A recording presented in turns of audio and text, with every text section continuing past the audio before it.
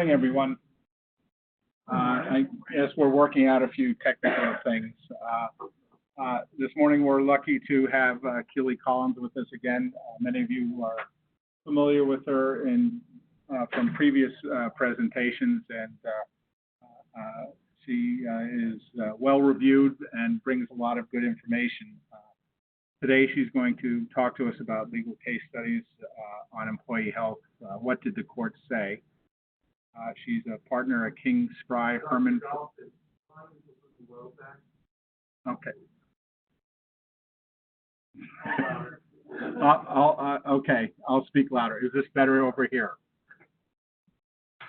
A partner at King Spry, Herman Freund, and Fall.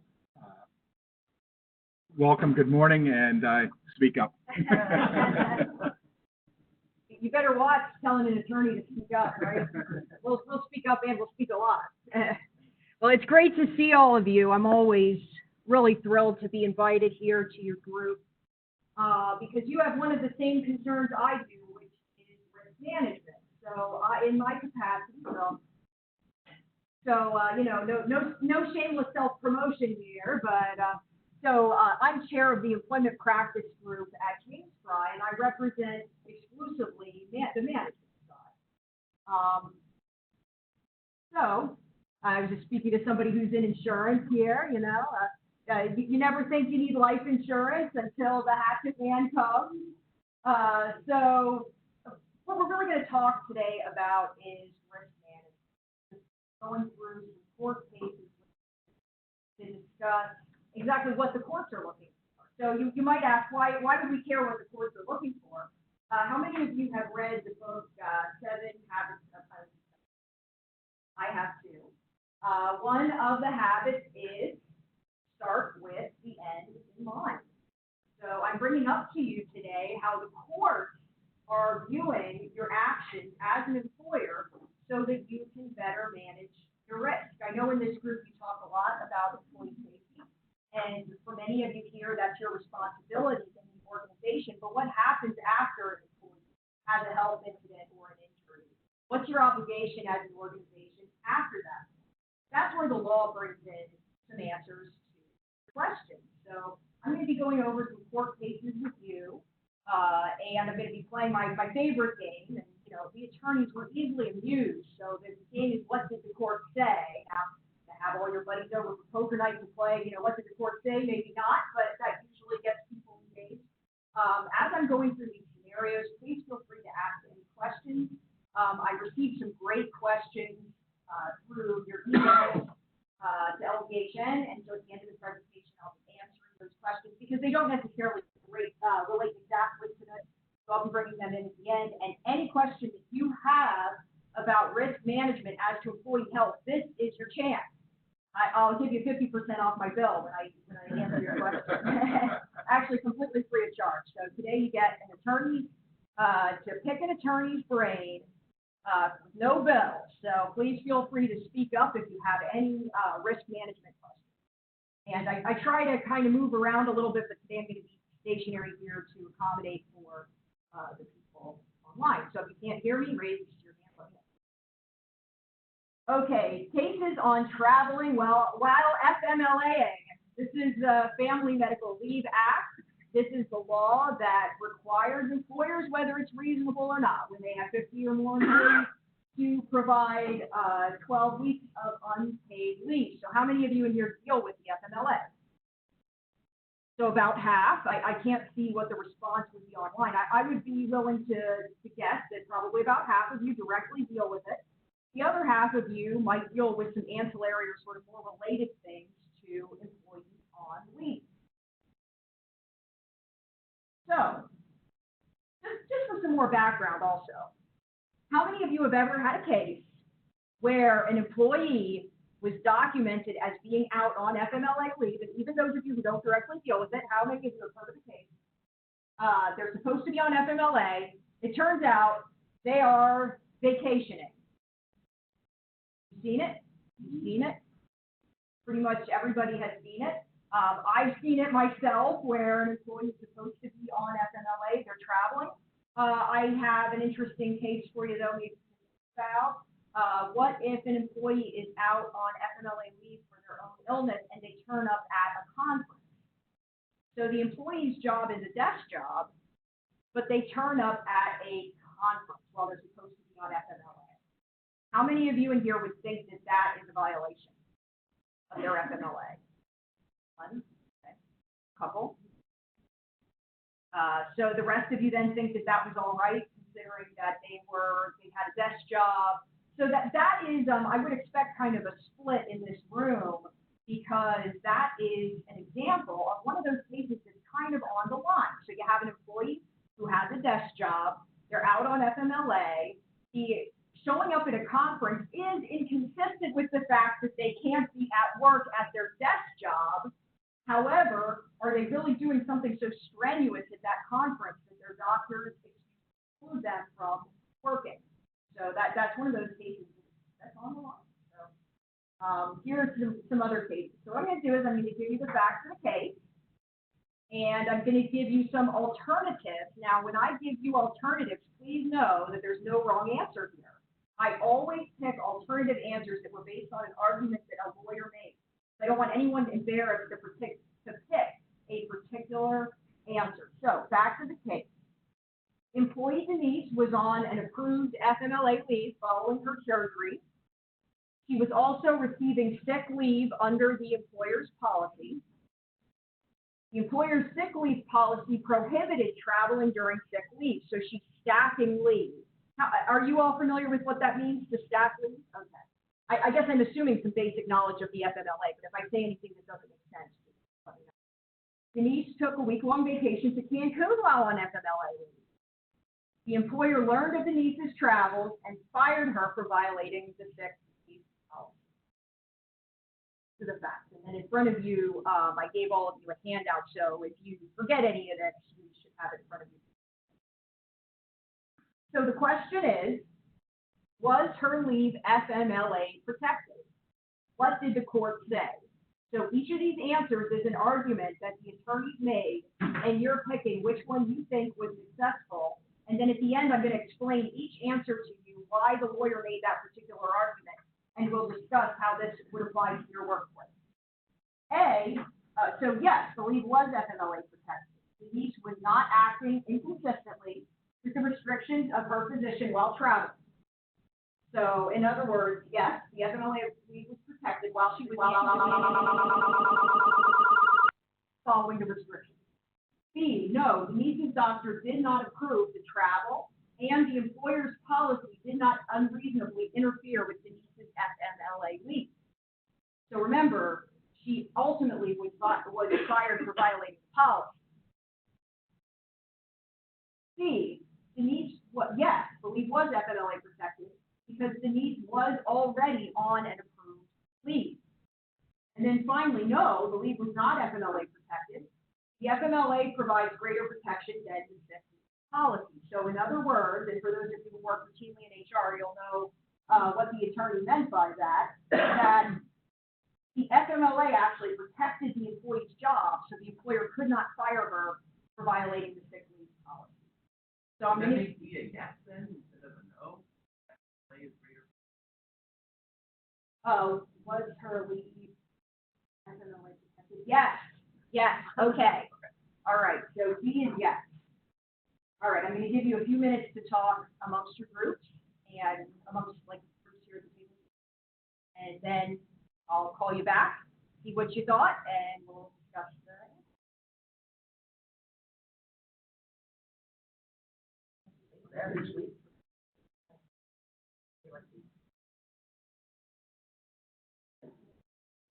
I mean, what happened?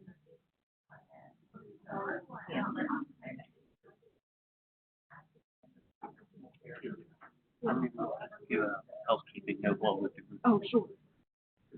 Hi, for everyone listening on the WebEx, this is Scott Apnell. If you follow the optimal viewing directions, there's a chat box on the bottom right. If you have any questions or comments, something you'd like Attorney Collins to elaborate on, please type it there. I'll be monitoring it throughout the presentation. Thanks.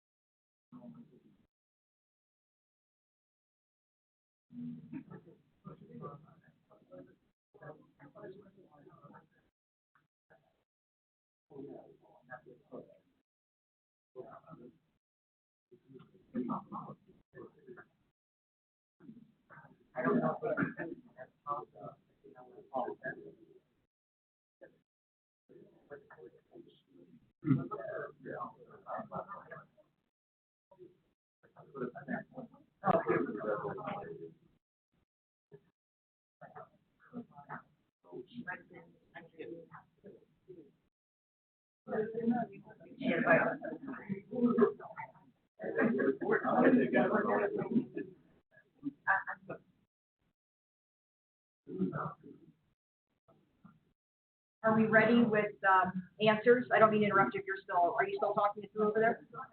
Okay, so I guess I'm going to start by picking on the people in the back. Yeah, I've given enough of these presentations to learn how it goes. So I'll start in the back right. What did you think the answer was? Anyone over here in the back right? I would say would override that.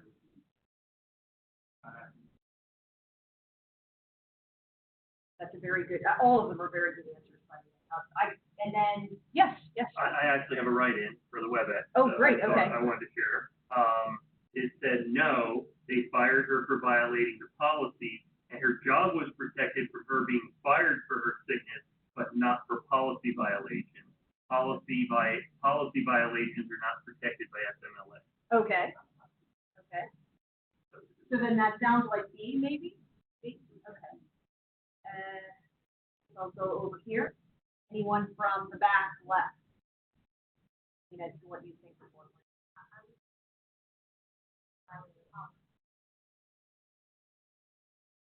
Right, okay. All right, so that's all very good. So you're saying B?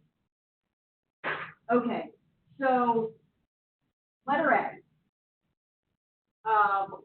Now this, by the way, just to kind of give you some foreshadowing, even though all these arguments are very good, and I'll tell you what my advice to my client would have been at the end, but this is actually a very good case for employers. So A, yes, Denise was not acting inconsistently with the restrictions of her position while traveling. It might have been the advice that I might have given a client just to determine whether she was acting inconsistently with the restrictions while on FMLA leave, because the law is pretty strict. At least 12 weeks employees are entitled to if they have some type of an affirmation, affirmative statement from their B, no, Denise's doctor did not approve the travel, and the employer's policy did not unreasonably interfere with Denise's FMLA rights. This was actually the right answer. This surprised a lot of employment attorneys. In other words, people who deal with this all the time, it surprised us quite a lot. And for those of us who represent management, it was a very pleasant surprise. So I don't always get to be the bearer of good news to you, but I do this time. So it's not entirely good news. There's some good news wrapped up with some bad news. So first of all, the court did determine that the leave was not FMLA protected because the employer maintained a policy that restricted the employee's travel while they were on sick leave, and it was the sick leave policy that the employee violated. The court said in a footnote, so that does mean it's not part of the holding necessarily, but that does kind of show you the direction the court might go in other cases.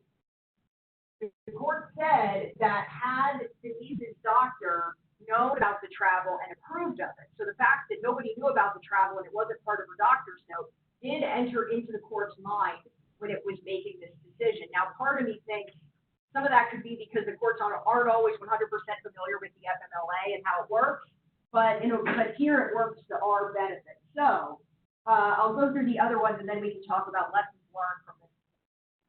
C, was the FMLA leave protected? Yes, Denise was already on an approved leave. So this was what her attorney argued. Her attorney said that her doctor approved her leave. She was on an approved leave. The employer has no business in inquiring into what she's doing on that approved leave. And then finally, yes, somebody pointed out to me that yes, and that's correct. Yes, the FMLA provides greater protection than the sick leave policy. This was another argument that her lawyer made that actually is a good argument, because in the FMLA's regulations, it says, look to either the FMLA or the policy, whatever provides the most protection for the employee, that's what the employer should go with. But here, what the court ultimately held was because the employer maintained a sick leave policy, remember, she was staffing leave, that prohibited travel while she was on leave, that the employer could rightfully terminate her, and that did supersede the FMLA to an extent. But then remember, the court is telling you employers that if the employee's honest about the vacation, and that is approved by the physician within her restrictions, the court might give some leniency to the employee in those cases. So, what can we learn from this, you employers? Do any of you actually have a sick leave policy that addresses travel?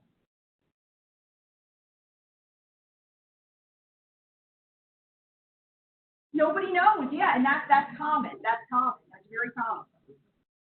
Yeah, that's very common. In fact, if you ask me I'm a partner of my law firm and the employment practice group chair. As I stand here today, I don't know what my policy says. So how can I expect all of you to?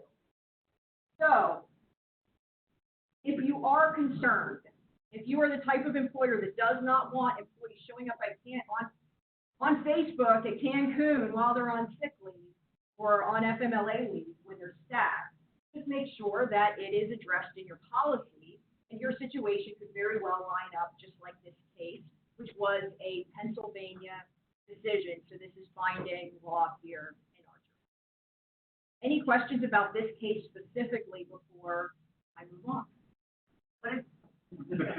You wanted it more. Your hand went up right away. For those on the WebEx, there are about 7 hands that shot up.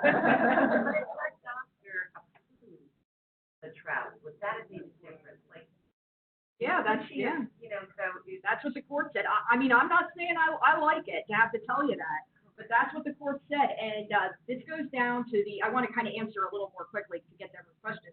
But this goes back to the difference between the ADA, Americans with Disabilities Act, and the FMLA. The FMLA provides a guaranteed protected 12, or virtually guaranteed protected 12 weeks of unpaid leave. In this case, one thing the employer could have done was just not allocated paid sick leave to that time. So then the employee would have been stuck with unpaid leave. That is one solution for this employer. They took a risk here. They ended up successful. Now here's one thing that gets a little bit lawyerly, but for those of you who are nerds or in the insurance industry, you might be interested to know that this case was not appealed to the Third Circuit, which is Pennsylvania's highest appellate court under the United States Supreme Court. It is possible we would have a different decision on appeal. Okay. Any other? You were definitely set.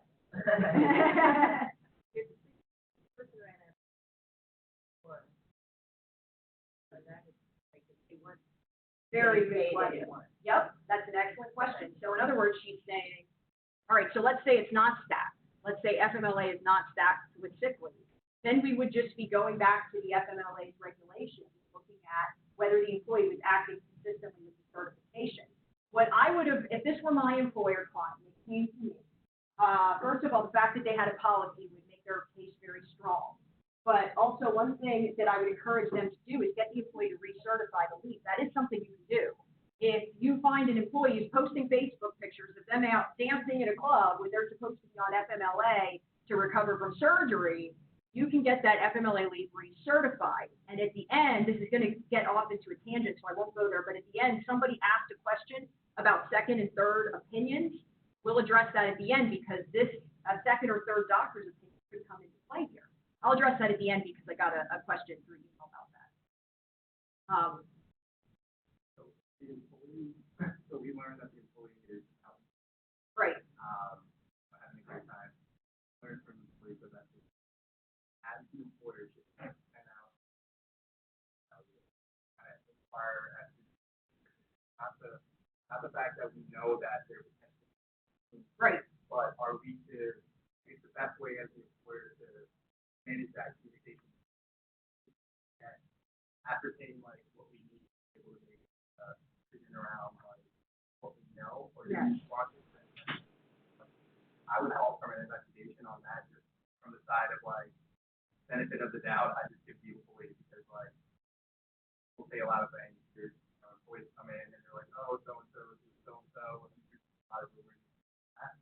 Sounds like you should be giving this presentation. That's almost exactly what I would say, so that's perfect. Right. So, okay, so his question is, in other words, and this happens all the time at workplaces, someone comes to the boss and says, you know, when I heard John's actually, you know, he's actually out in Cancun. You know, he's supposed to be on leave recovering from shoulder surgery. He's out in Cancun. Just thought you'd want to know that. If the employer has reliable information, so if you have actual documented evidence, the employee brings to you his Facebook page showing him in Cancun, then in that case, there would be no legal problem under the FMLA with you reaching out to the employee and asking for the leave to be certified based on evidence that the employee might be acting inconsistently. However, just keep in the back of your mind, that's the FMLA. So employers, this is why you get paid the big bucks, because these decisions are very hard to make. On the other hand, then you have discrimination liability, okay? So what if the employee is being singled out by his coworkers for his sexual orientation or gender identity, or maybe it's a female being singled out by coworkers, or someone based on race or ethnicity, and now you are requiring this individual to have leave recertified based on discriminatory intent from coworkers. I'm sure those of you with experience can just see this case shaping up. I mean, it's a nightmare for insurance, right? I mean, all the various areas of liability. So that's something else to consider. So two things. First of all, do you have documented evidence? Do you have actual evidence that this employee could be acting inconsistently with the FMLA certification? If yes, think, all right, where did I get that evidence? And is this a source of evidence that I'm willing to use for all other employees?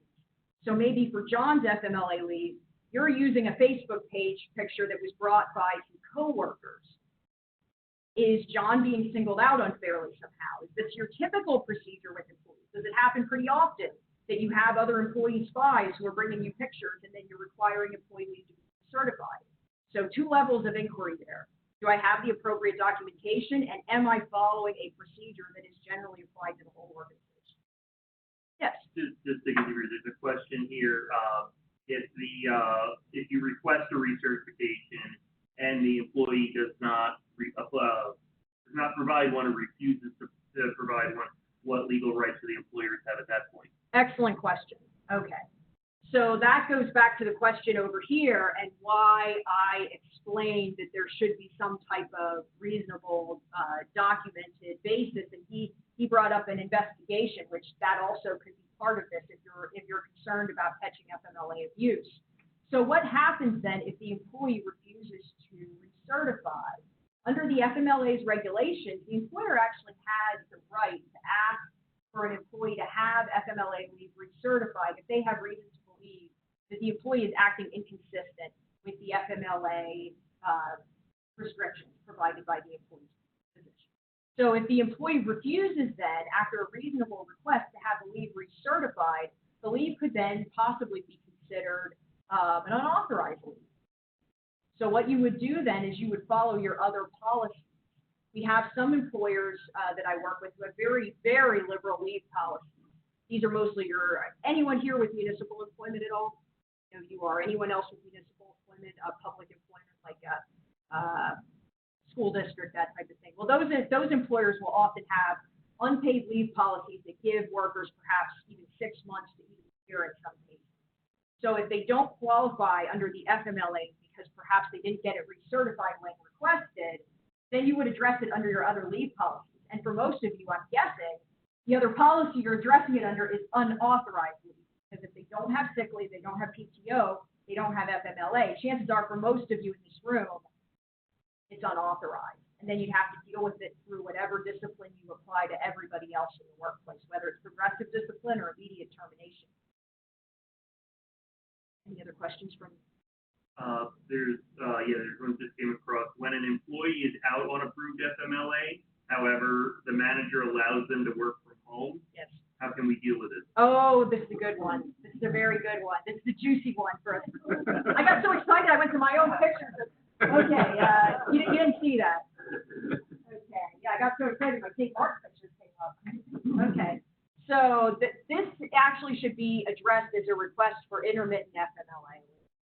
Because when employees working at home, they're actually not continuously taking FMLA leave, nor are they continuously working. So you would want to address this as a request for intermittent leave. And the employee, whether they're exempt or not exempt, meaning salary or hourly. So let's say someone who's salary, they're not used to keeping track of their time, which, by the way, those are mostly the employees working from home. You usually don't have hourly employees working from home. They're going to actually have to keep track of their time. They're working from home on FMLA because the law actually precludes you, even with the employee's consent, from documenting leave as FMLA leave when they're actually at home working. The law does not allow the employee to waive that. So the law kind of, even if you have a hardworking employee who says, that's okay, I'll consider the entire time my FMLA leave, the law does not allow you to do that. You must have them document that time so that you can consider it intermittent FMLA leave. I could go on forever. I want to circle back to the recertification. You were talking about if the employee refused to do it. Do we have any way, are we able to go right to the doctor for recertification, or are we required to have that employee? Okay. All right. Very good question. Are we required to go right to the physician? So now, if you're a really nice employer, yeah, you could call up the physician and say, we need to have the employee's FMLA recertified. But let me go back here to Dr. Pelosi. So if you had an employer, I want to, because this is typically, this is a physician question. So, all right, so you have somebody from a business. You don't have a HIPAA waiver. You have someone from a business. So I call you up, my secretary at Takes Pride, I do. And I call you up and I say, can you tell me how our medical position is medically? What would you say? I would say, I'm not really sure who you are calling, I verified you are on the phone, and I don't know if I have. Here's your stuff. Exactly. Please go back to your immediate set. Send it to me, I'll be happy. Exactly. That's good for you. I normally don't have a physician in the audience, so employers can hear what the response would be. That's always, any physician worth their salt, that's what their response is going to be. So you as the employer, it's not your legal issue. You as the employer can call a physician and ask anything you want to ask. If that physician starts talking to you and telling you all about the employee's medical history, well, now you have your information. However, the physician could potentially have a claim against him or her for violating the employee's HIPAA rights, and most physicians, credible physicians, will not do that. So I always recommend to employers to have a HIPAA release on file if you do want to communicate with the employee's physician. That being said, you're going way, way, way above and beyond your legal obligations there. And the FMLA's regulations provide employer obligations and employee obligations. And one of the employee obligations is to obtain medical certification. So if you have a reason to suspect, with actual documented evidence, to suspect that an employee is violating their FMLA leave requirements, and you would like to get that leave recertified to prevent possible abuse, it's the employee's obligation. And if they don't do that, it would be my opinion and recommendation that leave be considered under other policies, which generally are unauthorized leave, unless you have another policy that's more generous than the FMLA, and you're a public employer, so you might. I don't know what your policies are on that. So, any other questions? That's all. Anybody? Okay, so case number 2, facts of the case. Employee Rodney took FMLA leave for shoulder surgery. He was granted additional days of medical leave for physical therapy. While on FMLA leave, he visited Busch Gardens and posted pictures of himself on Facebook. Why do people do this? Why on earth do they do this? On medical leave following FMLA, he posted pictures of himself in St. Martin. So, all right. So continued. That was my honeymoon. Continued. No, wait, you didn't hear that. I was on FMLA. Employer maintained a policy prohibiting social media use that adversely affects the job performance of fellow employees. Again, going back to policy. The employee was terminated for poor judgment and for violating the social media policy. Did the employer interfere with a protected right? Yes, by requiring the employee to produce a fitness for duty certification. This was an argument that one of the lawyers made, that by requiring that employee to submit a fitness for duty certification, so remember, sorry. So remember, he was, maybe I might have left that.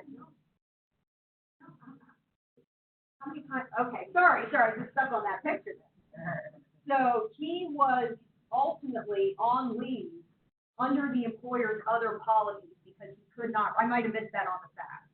So he was given another leave because he could not return after FMLA leave, under the employer's other policies. He had to be off of work through another type of medical leave because he could not submit a fitness for duty certification that cleared him to return. How many of you require fitness for duty certification? Pretty much all of you. Okay, so this question goes directly to you. So, all right, so now going back to the back. Yes, by requiring the employee to produce a fitness for duty certification, the employer interfered with his FMLA rights. So we'll talk about that a little bit. 2, no, the employee violated the employer's social media policy and was not entitled to reinstatement. C, yes, as long as the employee was not acting inconsistently with his medical certification, he was entitled to reinstatement. And finally, 4, no, the employee had no right to continue taking FMLA after his leave expired. So what do you think? I'll give you guys a couple minutes.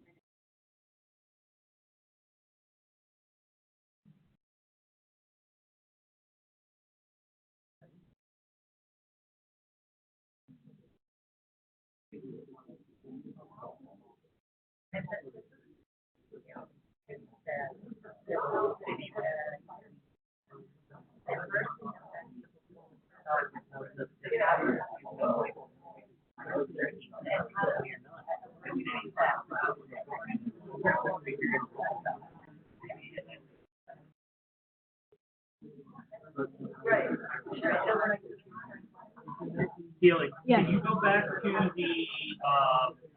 to the scenario slide? Yep, I saw that. That's so cool. I saw that come up. So yeah. So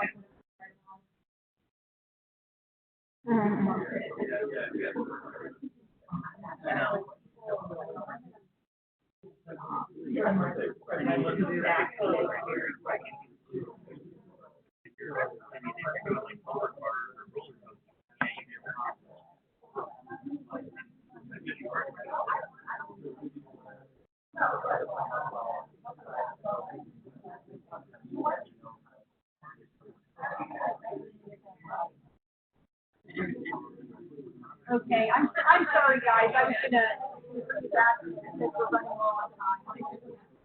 All right. So how many of you thought A? Yes, by requiring the employee to produce a fitness for duty certificate. I'm sorry to cut you off from your discussions. I just wanted to get to some of these other scenarios. How many of you thought A? By the way, no wrong answer. All these were argued by attorneys. So don't feel bad about it. No, so none for A. Okay. B. No, the employee violated the employer's social media policy and was then not entitled to it. We have one back here. Anyone else thought B? 2. Anyone else? Okay.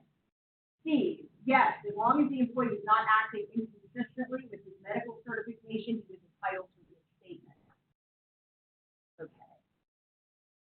And finally, no, the employee had no right to continue taking leave after his FMLA was expired. Back there. Okay. All right. All very good answers. So I'm gonna go through not D. Yeah. Somebody is disagreeing. They're all right answers because they were all argued by an attorney, and this case went up through the court, so it must have had some legs to it. Otherwise, it wouldn't have made it as far as it did. So A, yes, by requiring the employee to produce a fitness for duty certification. This was actually hotly contested in the court, that the employer should not have required the employee to produce a fitness for duty certification. The court concluded that the employer has every right to require the employee to produce a fitness for duty certification. The reason why this argument got so much heat in the court was because it was during that second leave. So the employee started out on FMLA leave. produced a fitness for duty certification. It turned out he was not fit. So then he had an additional leave period. It was during that leave period that the pictures from Cancun came up that was really the direct result of the termination. Yeah. No, the second leave, and I should have put that on the slide. Yeah, so there were 2 periods of leave. The first period of leave was covered by the FMLA. So the employee took his 12 weeks for the surgery. Then after that, he was required to produce a fitness for duty certification. He was actually not fit for duty. The employer allowed him to take unpaid leave through another policy. It was during that time that he decided to go to Cancun. So maybe he was really fit for duty. I mean, so that issue was hotly contested, and the court determined that no, that was not an issue. The employer was in the right, or at least legally sound, by requiring the fitness. All right, so again, this is another good case for you guys. Just like I'm always bragging about my pictures of St. Martin, I'm also always bragging about good cases for employers. The answer is actually no. The employee violated the employer's social media policy and was not entitled to it. How do you prove that someone else is negative? I know. Someone else is. Right. I know you guys are, employers are so used to having the law kind of pile up against you that when a good one comes out, they're like, wait a minute, this can't be it. Yeah, well, and this is another one that, truth be told, this is district court case. Perhaps on appeal, the decision could be different. But as we sit here today, there is one theme you'll start to notice is there is some leniency for employers based on policy, based on the employee violating other policies. So what the court actually held was even though the employee's leave itself was FMLA protected, when the employee violated the employer's policy, it ended up that they were not finally entitled to violate the other policies, so they were not entitled to working. Now, please don't take this, I'll get to your question right away. Please don't take this as you know, that now you can go out and look for violations while your employees are on FMLA leave. The way that I am suggesting that you take this is the importance of having consistently implemented policies in place that are developed by the employer in a reasonable manner and then put out into practice consistently. Now, I did hear a question, you know, how would they know it interfered with employees' work? A lot of these questions, again, are very fact specific. That's why a lot of employers, everybody, black and white thinkers, and say, okay, this is the law, this is what we do in every case. There were some factual inquiries here into what type of impact the social media posts really did have on the morale of the workplace. So the takeaway message here is not necessarily a black and white message. It's more so to the importance of developing policies if you want to try to curb FMLA abuse. The importance of, if there's something you don't want an employee doing, having it in the form of a written policy that's consistently implemented organization-wide to really curb those problem behaviors that you don't want to see. Okay, so yes, as long as the employee is not acting consistently with his medical certification, he's entitled to reinstatement. This is sort of a general answer. And for most of you, if you call your labor attorney or your employment attorney, this is something that they will raise with you. So most of us, when we talk through advice with clients, we give you multiple options. This might be something that your labor and employment attorney could say is, well, were they really acting inconsistently with their FMLA certification? And one way to manage risk is to say, you know what, if they weren't acting inconsistently, just move forward with reinstatement, unless there's some type of condition that makes that impossible. And here was the yes.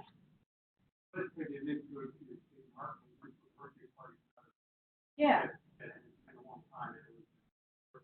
Right. It's looked at on social media. They're at bowling alley, but they're not even bowling or anything. I mean, where do you draw the line? Exactly. Or when you violate that social media policy, you know, they might be very positive for their coworkers. Exactly. That's where consistent implementation of policies comes into place, and also the specific circumstances.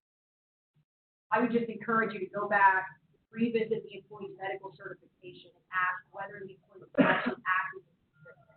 Unless you have a type of policy like this that is consistently implemented, and there was true disruption in the workplace. What I would encourage you to do here is not to think about Cancun so much as to think about whether they were acting inconsistent with certification. And I can tell you what all HR directors are always telling me that they want their employers to do, their managers to do, is talk to employees. There's no harm, no legal harm in speaking to somebody about the incident and asking them for further explanation. But there's a couple comments here.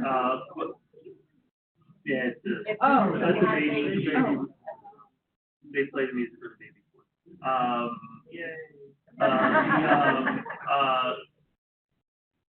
This is actually my question. So with the one there, the correct answer, did the court case have to say whether the person was terminated for violating the social media policy, but it's saying did they interfere with protected right? Is the case about whether that right was protected or not, the person was protected or not, or was it literally them proving that social media post was negative, or those almost like two different cases? Yeah, no, that's a really good question. So exactly, so I guess I understand the question to be, you know, was the violation of policy viewed separately from the FMLA, sort of? So were those viewed as two separate issues? Here, the court kind of viewed it as whether the employee was actually entitled to reinstatement when they came back. Now, I don't need to confuse the issue, but one of the factors here was the fact that the second leave was not FMLA leave, it was another type of leave. So the type of leave that the employee's on will also factor into the analysis. If this employee were returning from FMLA leave, the employer might have been taking a bigger risk here. I don't know whether this case would turn out differently or not, but that would have been more risky. And remember, going back to my first slide with the turkeys and the hatchet man, it just comes down to managing risk at the end of the day. There's no, not always a black and white answer for these questions. And then the online question I had was, if he is able to take vacation while on FMLA, then my guess would be that he is fit to return to work, not understanding why an employer would grant a sick leave after that. That's a very good question. So whether the medical certification that he produced when he came back from FMLA was genuine. And if whoever that is, I'm going to defer that question until the end, because I'm going to talk to him and leave some time to talk about a couple questions that you asked me to address, one of them being second and third opinions. So we'll get back, I promise that person, we'll get back to that. That's a very good question. It comes up a lot. What else?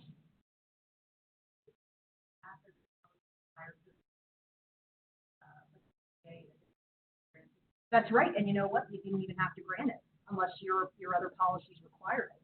So let's say he comes back from leave, he produces a return to work certification that actually says no, we should not allow this person to return to work. They cannot perform the functions of the job.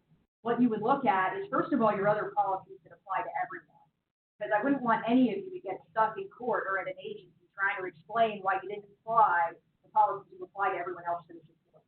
So if you do have a type of unpaid leave that you could give them under your policy, I would recommend that you do that. But let's say you don't. She's absolutely right. The next thing that you would do is enter into an APA, American Disabilities Act, discussion with the employee and determine whether or not it is reasonable for the employer to provide additional leave time. And it may not be reasonable. This employer was actually not necessarily, I don't know what the policies were underlying this case, the employer may not have necessarily been obligated to get that second leave in the first place. So that is a good question. Else? I want to make sure we have. Oh, I'm sorry you guys have. Okay, so what to do to curb abuse? We were kind of talking about this all along. So how many of you have an FMLA policy? A lot of nodding, hands raised, yeah. So most organizations have an FMLA policy. I'm glad you have one, not to be too critical, but I would just encourage you to make sure that policy doesn't just simply recite okay, good, yes, so somebody else does, that's very good. I would just encourage you to make sure that by this policy, you're not just simply reciting the law.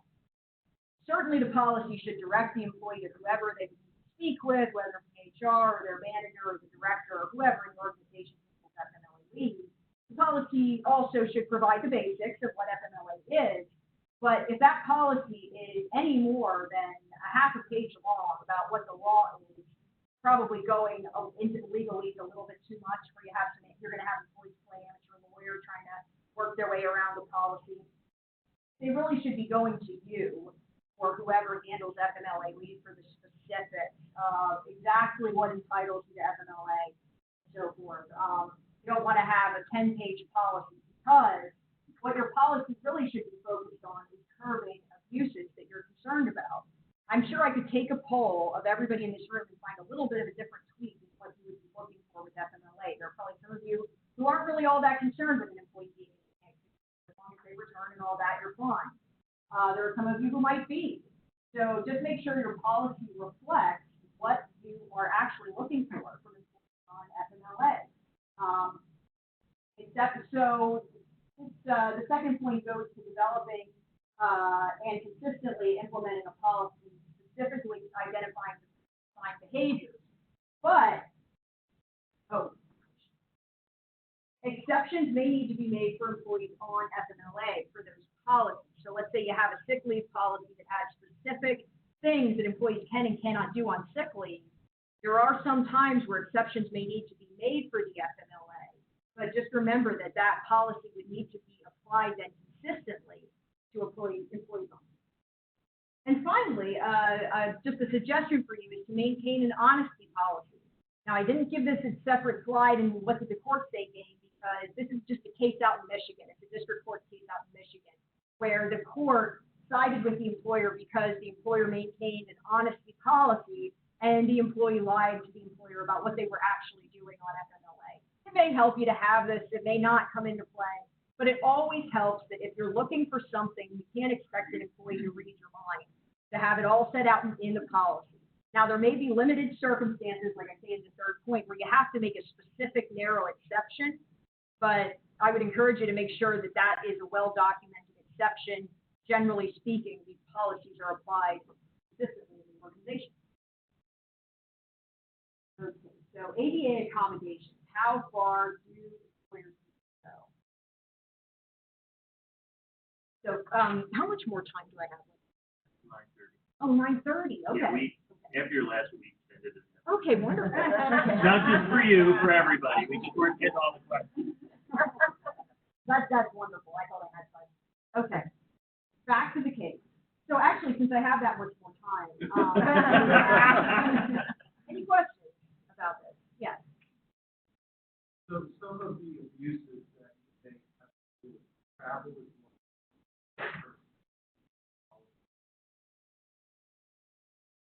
What are some of the other? Oh, yes, okay.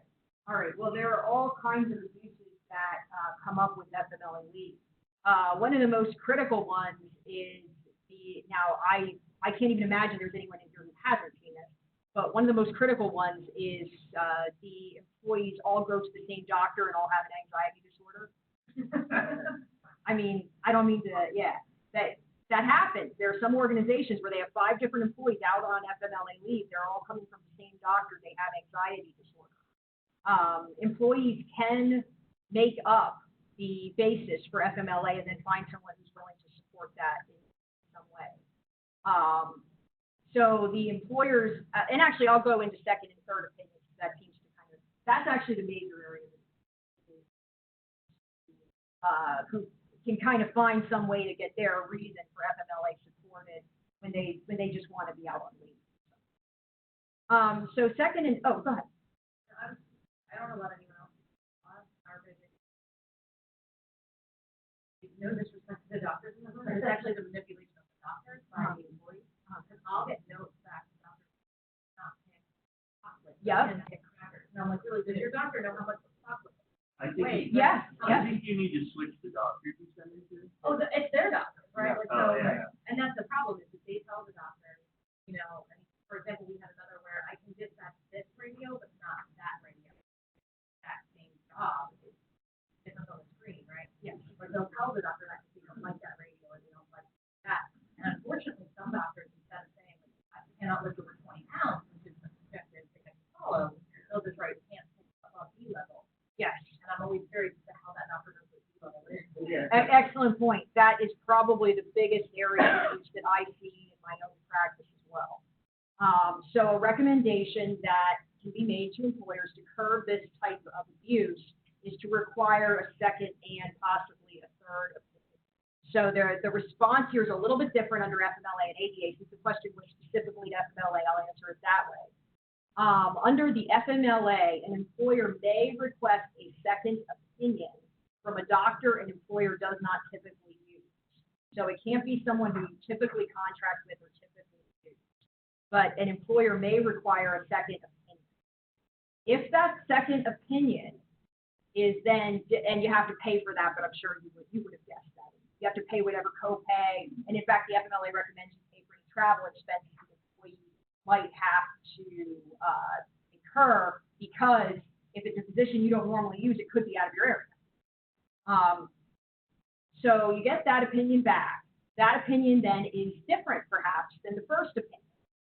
The FMLA then allows an employer to require a third opinion, and the third opinion has to be made by a doctor of both the employer and employee's choice. So they have to work together in good faith, as the law says, to come up with a third doctor to send.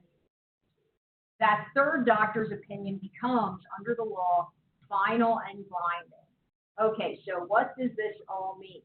Let's go back to the second opinion. Let's say the employee comes back with a second medical opinion that contradicts the first one and actually confirms your own suspicions. The second one seems more reasonable. And this is again where the law and practice split. Okay, so practically, as the employer, you're generally going to go with that second opinion. You're generally going to deny FMLA leave.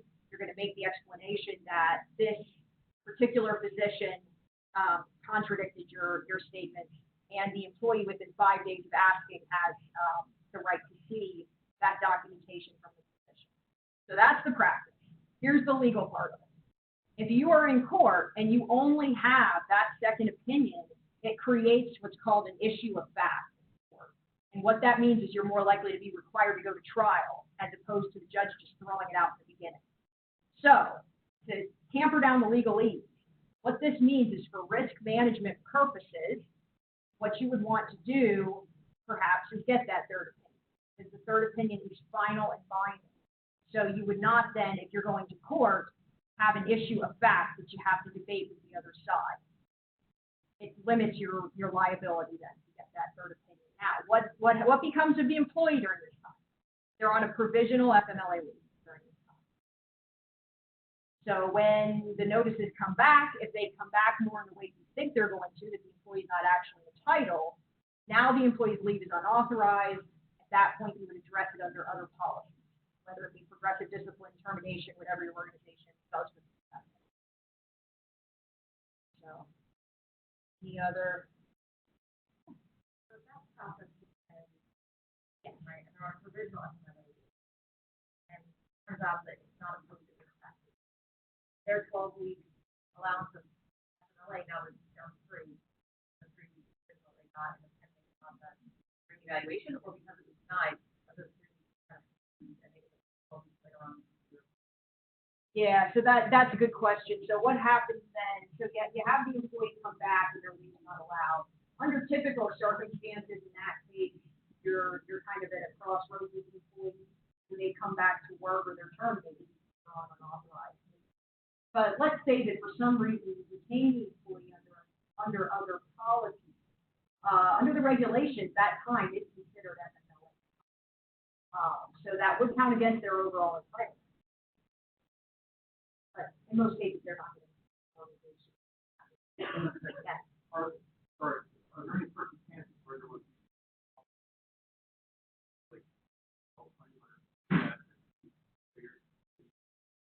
are there any landmarks where Oh, yes, absolutely. So the claim here wouldn't necessarily be, and I don't want to get too legalistic with you guys, but the claim here wouldn't necessarily be an unlawful termination type of claim. What it would be is a direct claim under the FMLA. It would be a direct liability under the FMLA for interfering with an employee's protected FMLA rights.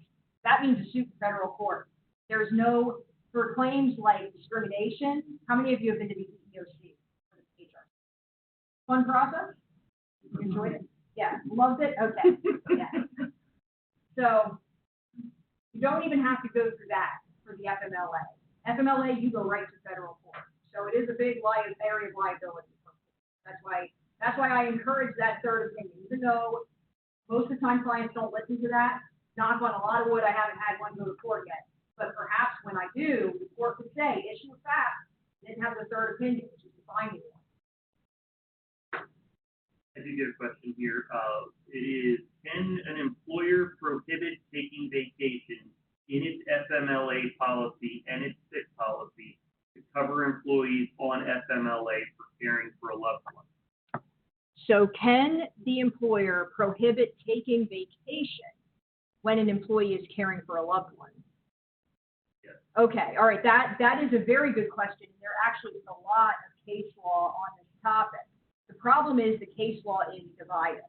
So we don't have an actual case that I can say, look, you guys, this is what the law says. So here's what I recommend that you do. The employee is going to have to provide you with physician certification for the leave. They're going to have to do that. They're going to have the physician of their loved one confirm that the person does indeed have a serious health condition, and the employee is going to have to tell you what they're doing with that loved one on FMLA. And I do think I may or may not have a case. But anyway, what you want to do is just check and see whether what the employee is doing on their leave matches the certification. The employee should be honest with you and upfront. They aren't always, but you should be having discussions with the employee about the reasons for their leave, what they're actually doing on the leave, and whether it's consistent with the physician certification. So if they're not honest with you, and you maintain a policy that prohibits that, that could be a separate violation that has nothing to do with FMLA. That you told me that you would be at home caring for your loved one when you're actually out in Cancun. So that could, in and of itself, be used separately as a separate policy violation. But yes, that comes up a lot. And unfortunately, the case law is split on that. So what I would recommend that you do is stay in communication with the employee, get the physician certification, and make sure the employee's acting consistently with the leave. And if not, you can ask to have it recertified. Or they could even be disciplined under another policy based on the certification. Any other questions? Okay. All right, so ADA accommodations, how far do you actually need to go? How many of you deal with ADA accommodations? A couple. Okay, so starting back there, what is the wildest ADA accommodation you've ever had? Either been kind of off the wall? And in particular? I had an employee who said that it work from home as the requirements of the job, because they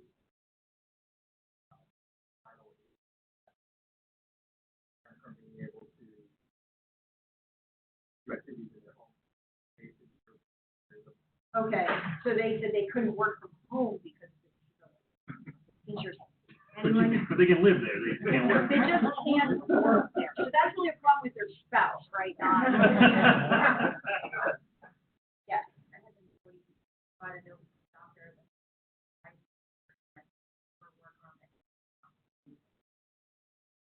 I like that. I would like to give that doctor's note myself. I'd like to only work around people who like me. Yes.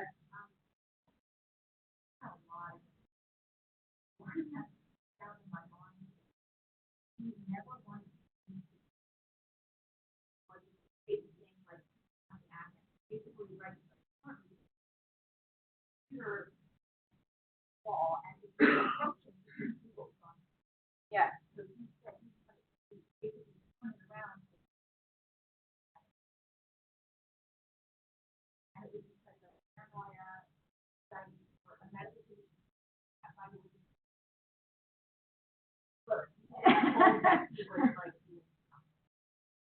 And that's why he didn't want to. Yeah, there's some reason why he's paranoid about people being around. That is. Paranoid about being a. Yeah, all of you guys have good ones. Anyone else have a really? Someone just asked, like, when you're asking a question, if you can speak up with the question, because the people on the WebEx, they're hearing the answers, but maybe not always catching everything on the question. Anyone else with a? I always love to hear, it's partly for my benefit, I always love to hear what you guys are seeing out there in in the workplace. I mean, myself, I work with a lot of schools, and just recently we had a request for an accommodation that they don't want to have to work around kids. A teacher, I don't want to have to work around the wall.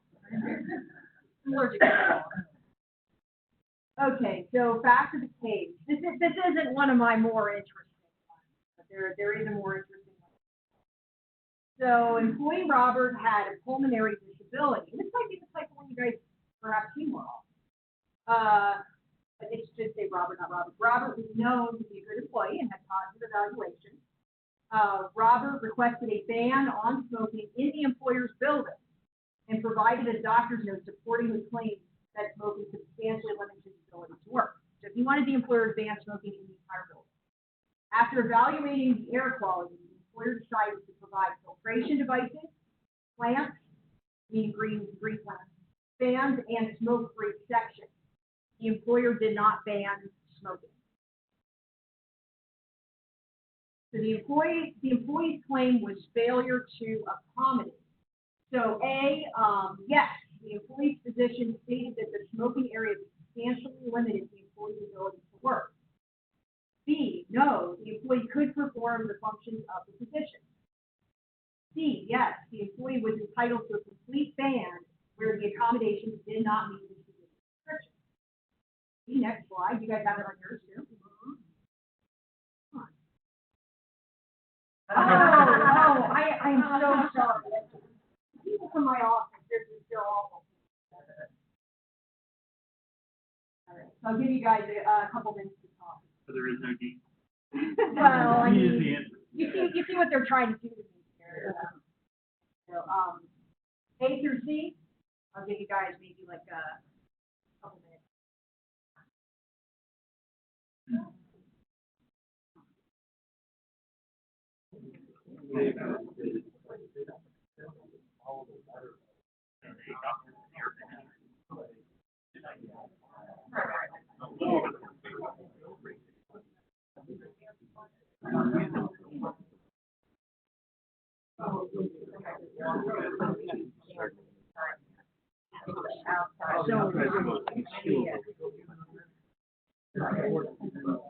Yeah, no, But thank yeah, you. I saw your Russian. I was like, oh, Thank you, that's great.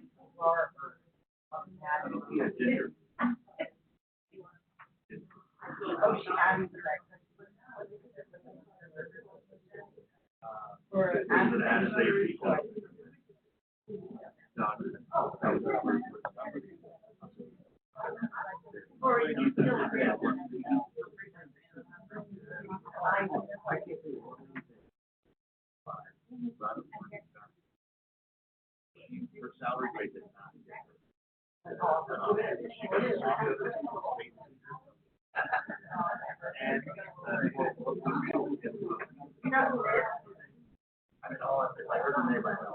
Yeah. Well, one, you don't get the word.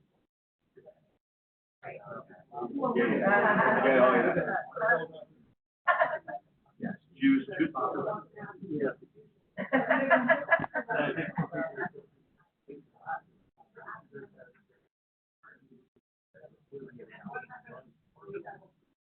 She's still around.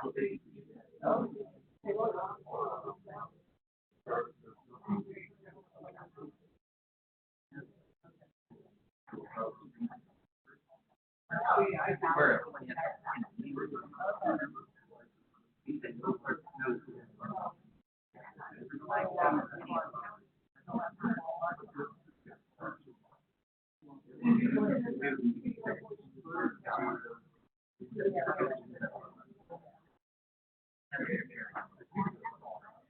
Right, you got to do it like a year.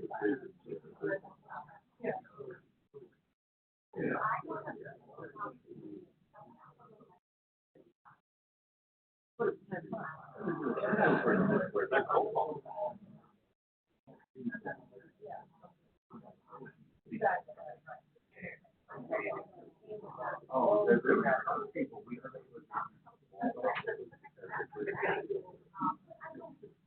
multiple environmental.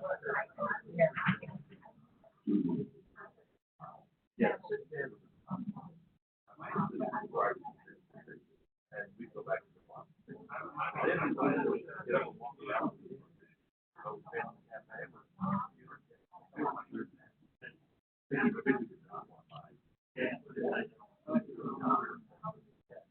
It would take some.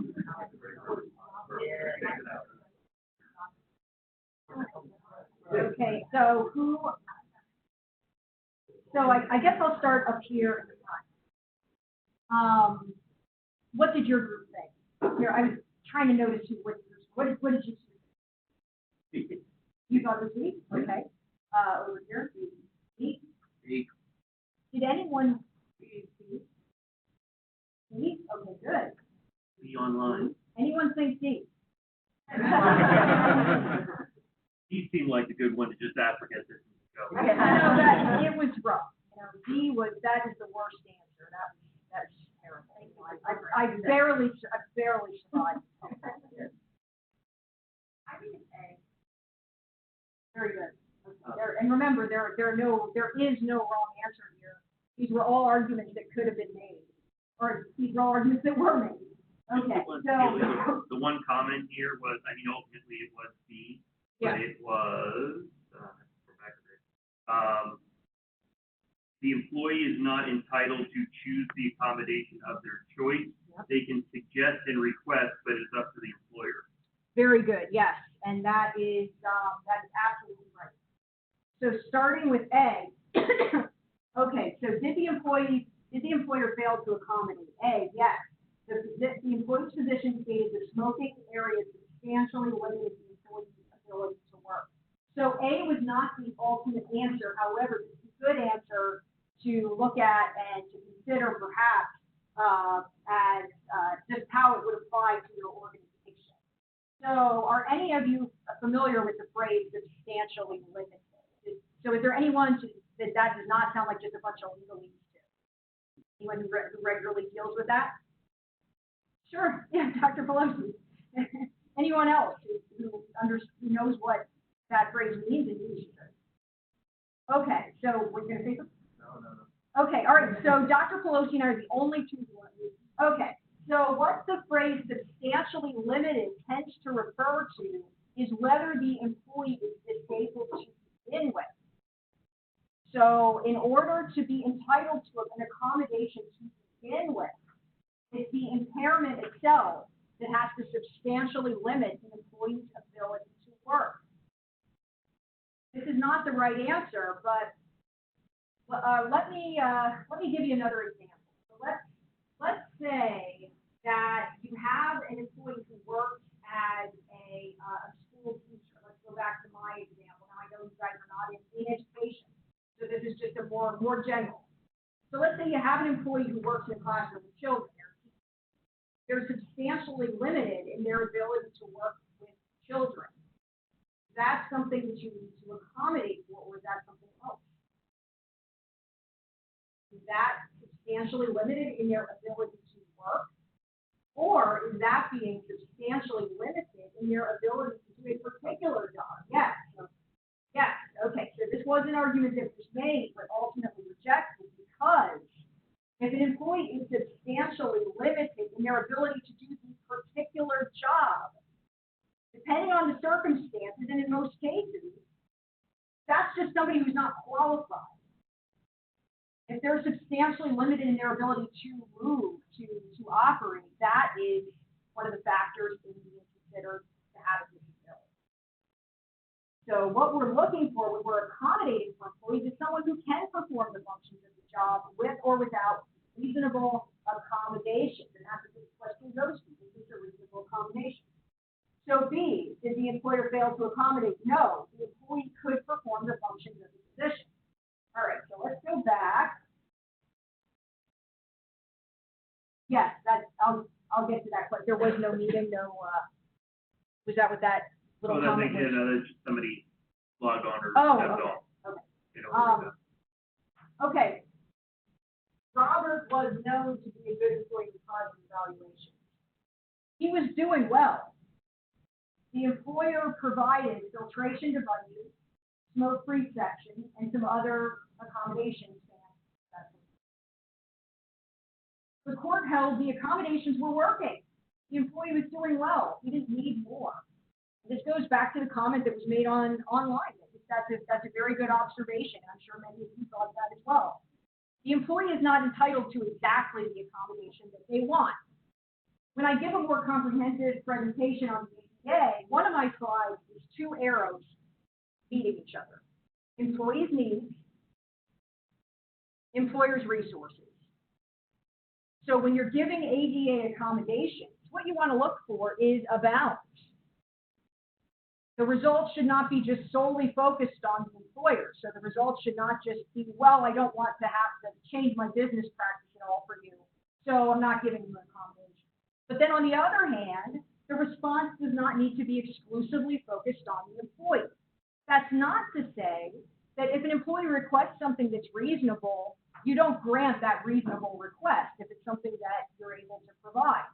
But if the employee is asking you to fundamentally change the work atmosphere, particularly as it would apply to all employees, that isn't necessarily required. Now, can you give an employee something that's not required? Of course.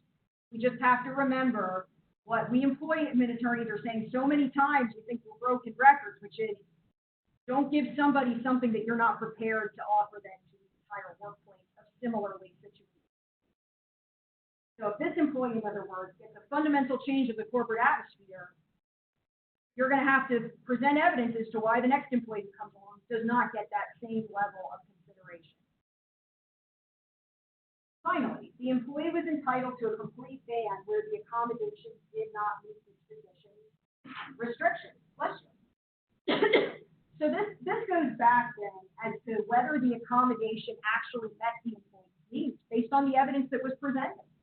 So yes, the employee's position did say that the employee needs a smoke-free atmosphere, but based on the employee's responses, the accommodations that were provided, the court said that the employee's needs were met, that the employee's request for accommodations went too far, went above and beyond what the law required. The employer did ultimately, by the way, create a smoke after the case was filed, but ultimately the employer did kind of catch up through time. Any questions about this before we go on?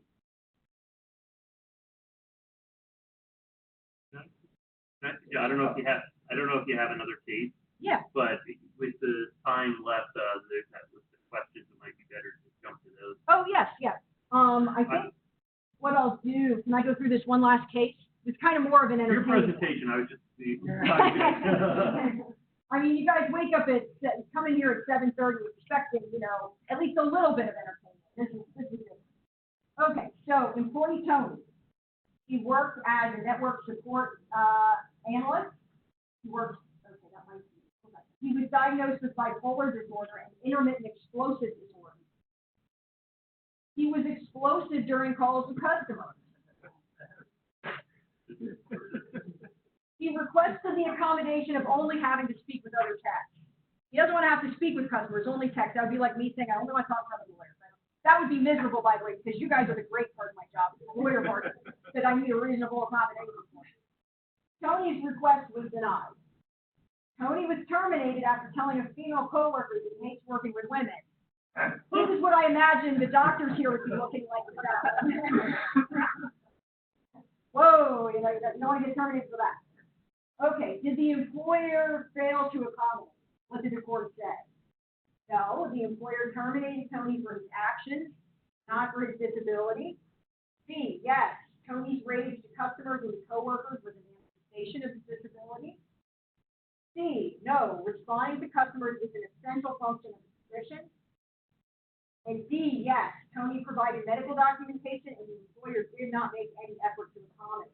And one little note I wanted to make for you guys is this case is up on appeal, so there is a potential for change in this, but as it stands, this is the current view. Okay, so instead of having you break off into groups just for the sake of time, I'm going to take it.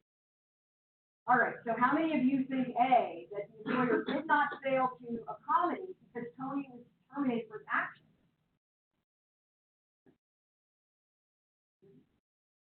I'd say about 1%. Yes, Tony's rage to customers and coworkers was a manifestation of his disability, so they had to accommodate for that.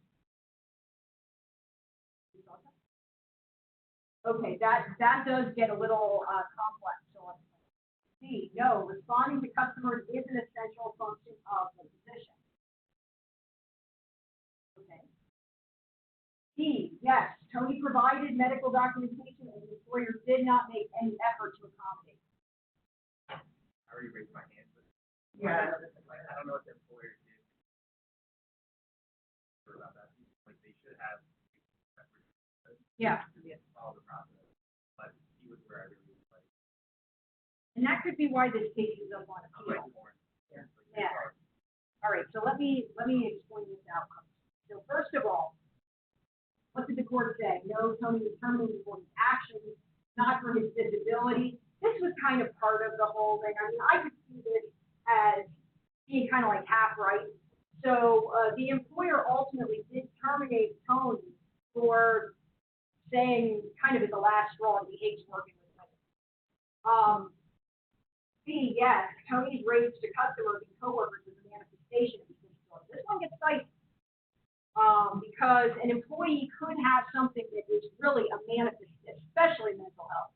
This really comes into play with mental health, where an employee has something that they do that is typically considered a bad employee or poor performer trait that actually is a manifestation of a disability that you'll have to work with the employee to determine whether there's something in the middle. So, for example, let's say that an employee has some type of, and I'm giving this example because this is one I've seen a couple times, where an employee has depression, and part of the manifestation of the disability is lateness. Some employers have been able to work with employees with that diagnosis and manifestation to obtain the medical documentation necessary and make some small adjustments, such as maybe giving them a later start time if possible, or giving them different responsibilities if possible. Remember, this is very organization specific. So yes, Tony's rage to customers probably could be considered a manifestation of the disability, but when I get to the right answer, I'll explain why that was not part of the course. This is the answer. C, no, responding to customers is an essential function of the position. So you never have to shift essential functions of the position. You do have to accommodate for that if a reasonable accommodation is there, but you don't have to shift essential functions. You know, for example, if an employee, like the example that we gave earlier, an employee who's a teacher who does not want to work with students, that is actually an essential function of the position. You might give him or her accommodations in meeting those functions, but it doesn't have to be shifted. So that's why we never got to this. Because in order for an employee to actually be protected under the ADA, they have to be qualified. They have to be able to perform the essential functions. If they can't perform the essential functions with or without an accommodation, we don't even have to worry about B. And then D, Tony provided medical documentation and the employer did not make any effort to accommodate. This was actually, this wasn't an argument made by one of the attorneys. My thought, it was an argument made by this attorney as I was going through the case, because I did not see any effort on the employer's part to engage in the interactive process to determine whether there was any type of reasonable accommodation. So I actually saw it kind of like how you do. However, the court's reasoning is very sound here, and this is a very good case for you as an employer, that the court's recognizing, no, he cannot perform the essential functions, so we don't even need to worry about accommodating. You have to be able to perform the essential functions with or without a reasonable accommodation. You don't have to shift the essential. So, for example, your employee's a van driver. You don't have to have someone and happens to be blind. You don't have to have someone come sit on his lap and drive your van. The part that makes no sense is verbally abusive coworkers. So the accommodation taking customers out of it, verbally abusive coworker, how is that accommodation? Right. So how would his own accommodation do it? Right.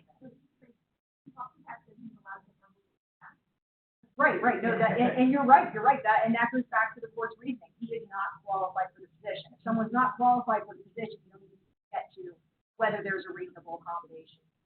I only have a few minutes left. There was especially one question online that I really wanted to get to.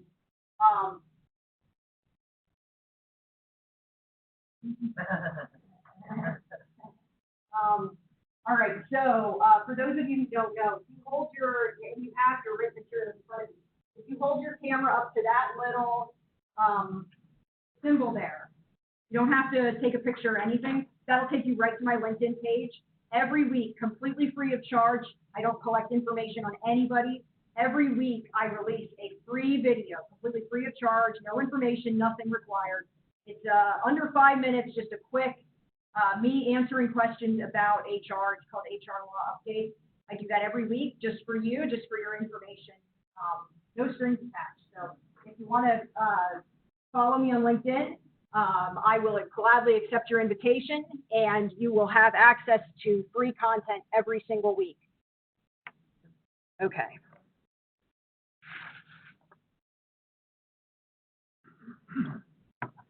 All right, I really wanted to get to this question because this is really critical. All right, explain HIPAA. Now, I would need I don't mean to be flippant about the question, but I would need a lot more time than I have to explain HIPAA, but I wanted to get to some elements of this question. And what would be considered a violation of HIPAA? I understand that an employee can't file a lawsuit. Okay, so HIPAA is actually, there is no private cause of action that would be relevant to this room under HIPAA. HIPAA is generally administered by a federal agency, but the reason why I wanted to bring this up was not the legalistic part of it, of how an employee sue. It was because someone raised this question, I wanted to kind of bust the myth that's out there. A lot of employers seem to think that it's because of HIPAA that they can't release any confidential medical information about employees. The reason why most employers cannot release confidential medical information about an employee is actually under the ADA, Americans with Disabilities Act. The Americans with Disabilities Act prohibits you from releasing confidential information, whether they're disabled or not. That's all employees. You should have a separate medical file, personnel medical file, and then just tangentially here, you should have an investigation file as well. You shouldn't be keeping investigations into harassment and so forth in the employee's personnel file. So there should be at least 2 files on every employee, personnel and medical, and that's under the ADA. Very few of you in this room need to comply with HIPAA. Now, obviously, the doctors do. HIPAA specifically applies to covered entities, which absolutely include your physician, your insurance carrier, medical information clearinghouse, which is essentially those places where people work as kind of medical techs and they manage medical records. But the average employer, unless they're self-insured, is not considered a HIPAA entity. And even if you are self-insured, you're only partially a HIPAA entity.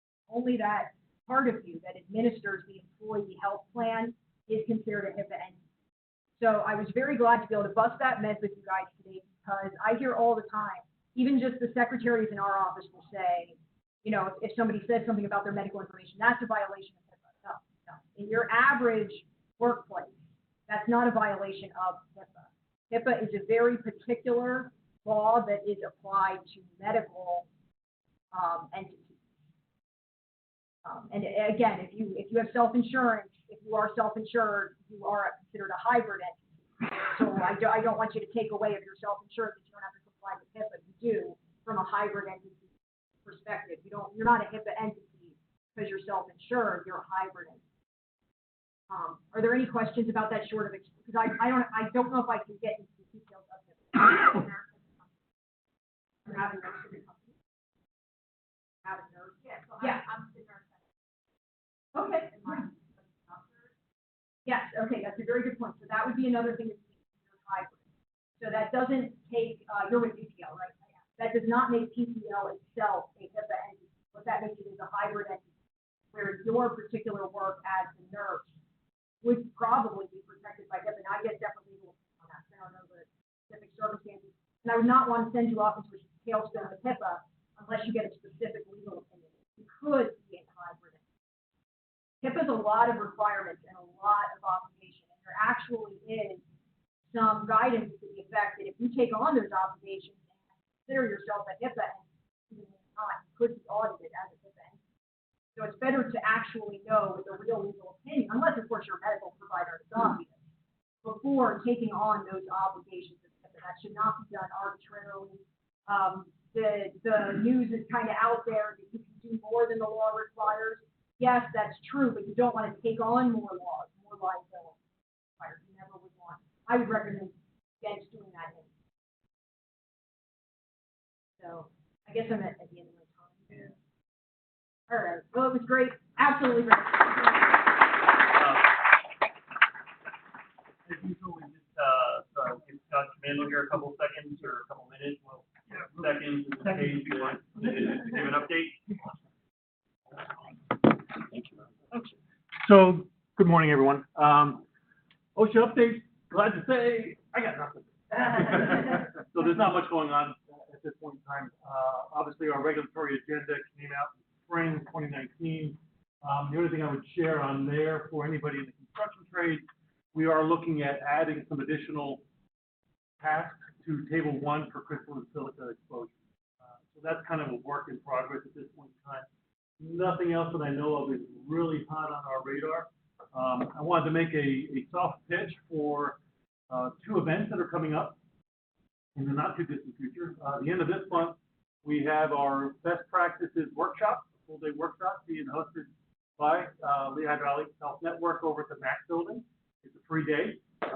So either see myself or Scott Apnell here after the meeting, and we'll get you the information you need to get registered. Again, can't beat a free day of safety and health information being shared by a lot of great companies. And your lunch. And get lunch, right?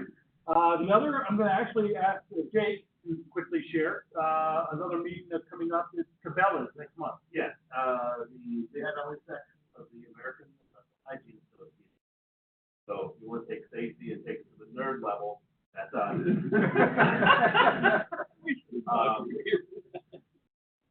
we're sponsoring today. Topics include day 1 is all ergonomics. So we're bringing in a couple of vendors to present. We're bringing in manufacturers for those things. And then day 2 is October 9th and 10th at Cabela's, all day, lunch provided, and you can go to the AIHA.org webpage with the local section, or it should be in the events page actually right there, AIHA.org on events is there. And a nominal fee, I think there's a cost. It's like 4,000. Something around there. It's under $4 million. It's under $4 million. Maybe 100. I can look up real quick. And there is another meeting, the Lehigh Valley chapter of ASSP, American Society of Safety Professionals, which is next week, next Thursday at the Starlight Diner, correct? 7 o'clock in the morning. OSHA update, truly. You have nothing to offer. I have nothing. I'll make something up by then. So other than that, great. And for Great those meeting. who grade in, we always have our little raffle, so.